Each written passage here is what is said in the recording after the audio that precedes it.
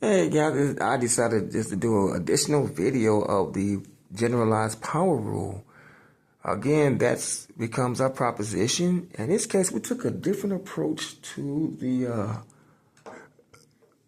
rule here. What we did, we used what they call the change of variables, guys. You know, the change of variables methodology. And this is very crucial in calculus. So basically, we had the derivative of a derivative, right? And this is known as a very special method, which is known as the generalized Riemann integral.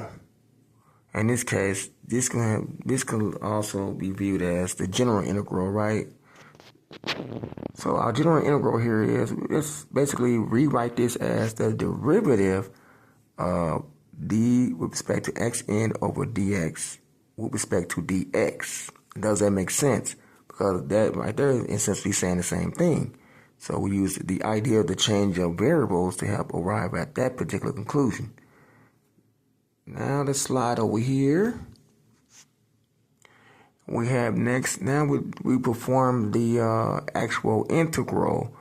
Again, we're going to apply the power rule methodology in the last section, right, that we learned.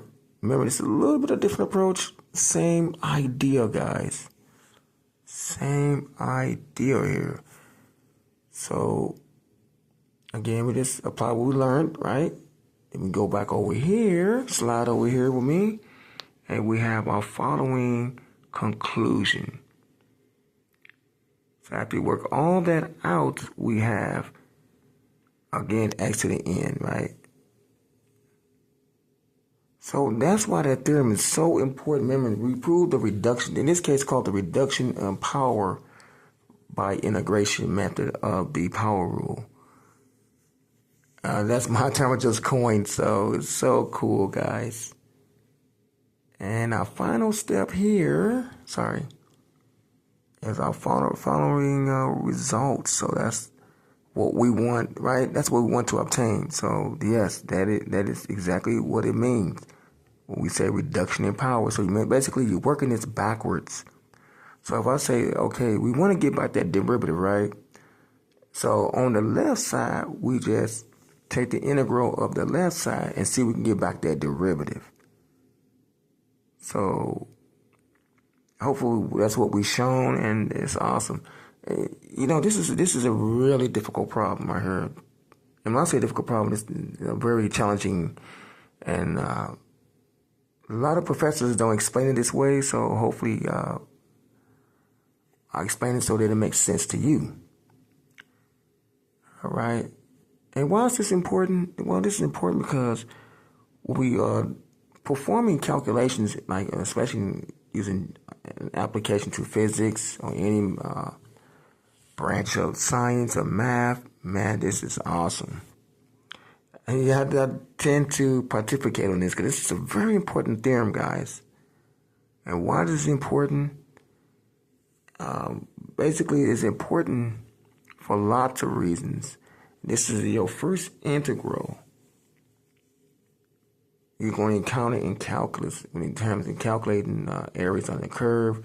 So this happens to be a linear function, then it's going to transform to a nonlinear function.